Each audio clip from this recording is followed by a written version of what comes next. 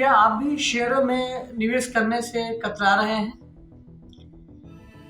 दरअसल मैं सवाल आपसे इसलिए पूछ रहा हूं कि मार्केट में एक्टिव इन्वेस्टर्स की संख्या जो है लगातार घट रही है। ब्रोकरेज फर्म मोतीलाल ओसवाल की एक रिपोर्ट से यह जानकारी मिली है और इस रिपोर्ट में यह बताया गया है कि एनएससी यानी नेशनल स्टॉक एक्सचेंज के एक्टिव यूजर्स की संख्या जो है अप्रैल में लगातार 10वें महीने गिरी है।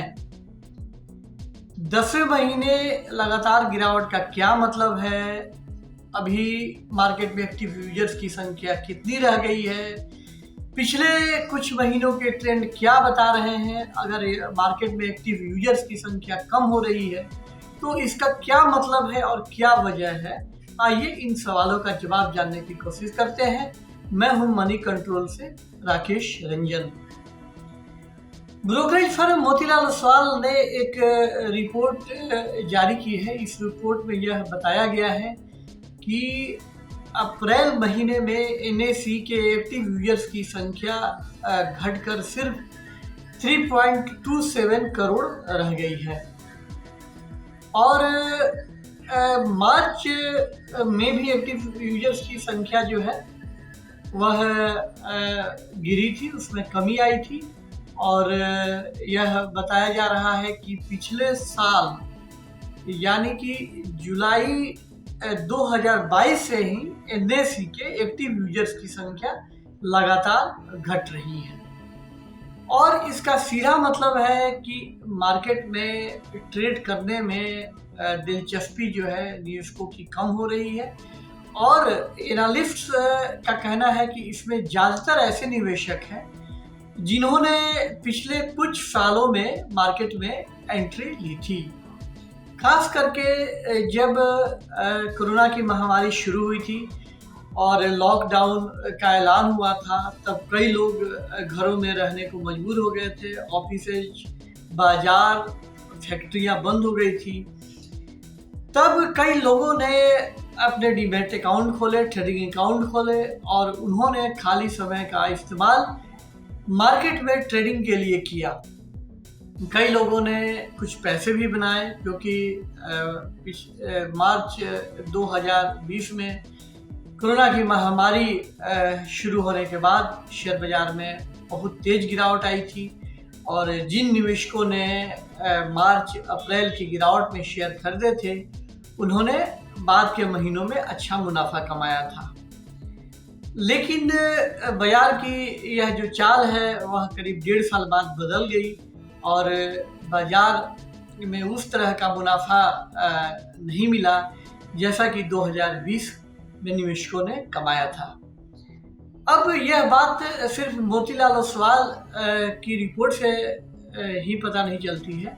सेबी की एक स्टडी हाल में आई है और उस स्टडी में यह बताया गया है कि नए निवेशकों में से 81% ऐसे निवेशक हैं जिन्होंने बाजार में मुनाफे की जगह नुकसान उठाया है और इनमें ज़्यादातर निवेशक नए हैं और ये नए निवेशक वो लोग हैं जिन्होंने कोरोना की महामारी के बाद मार्केट में एंट्री ली थी और इनमें से ज़्यादातर ने फ्यूचर एंड ऑप्शंस में पैसे लगाए हैं और फ्यूचर एंड ऑप्शंस में जो खरीदने और बेचने के जो ट्रिक्स होते हैं, जो उसके डायनामिक्स होते हैं, उसे समझना बहुत मुश्किल है और तुरंत और जल्द लालच मुनाफा कमाने के लालच में निवेशक फ्यूचर एंड ऑप्शंस में पैसा लगाते हैं और इस तरह से जो है कि 1-2 बार मुनाफा कमाने के बाद उन्हें नुकसान उठाना पड़ता है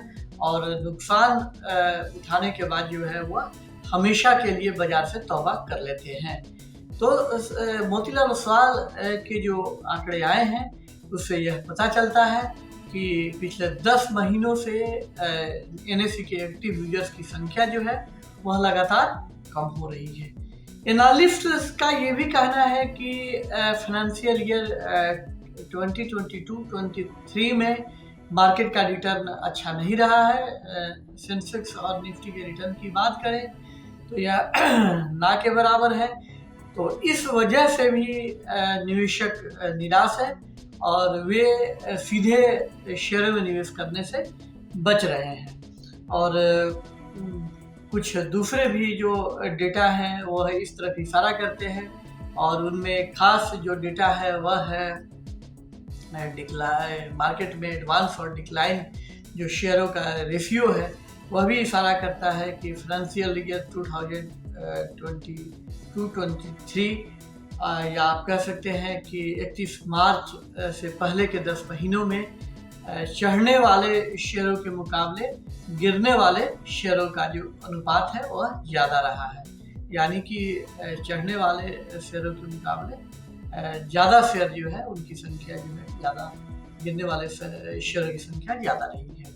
तो एनालिस्ट का यह भी कहना है कि कई ऐसे निवेशकों ने बड़े शेयरों में पैसे लगाए थे और रिटर्न मन मुताबिक नहीं मिलने की वजह से उनके पैसे फंसे हुए हैं, और चूंकि उनके पैसे फंसे हुए हैं तो इसलिए वह लॉस बुक करके शेयरों को बेचना नहीं चाहते हैं, और चूंकि उनके पास अभी कैपिटल नहीं है तो वह नया निवेश नहीं कर रहे हैं।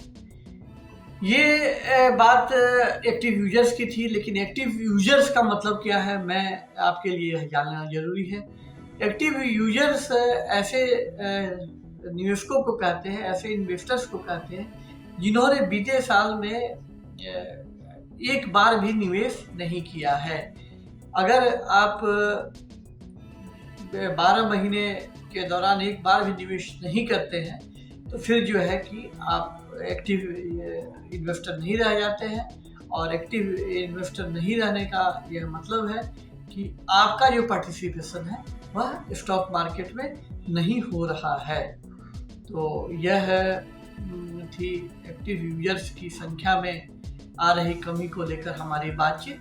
अगर यह वीडियो आपको पसंद आया तो आप इसे लाइक बटन दबाएं, और अगर आपने अब तक मेरे YouTube चैनल को सब्सक्राइब नहीं किया है तो इसे सब्सक्राइब कर दें। बहुत जल्द हम आपसे नए वीडियो के साथ मिलेंगे, तब तक के लिए नमस्कार।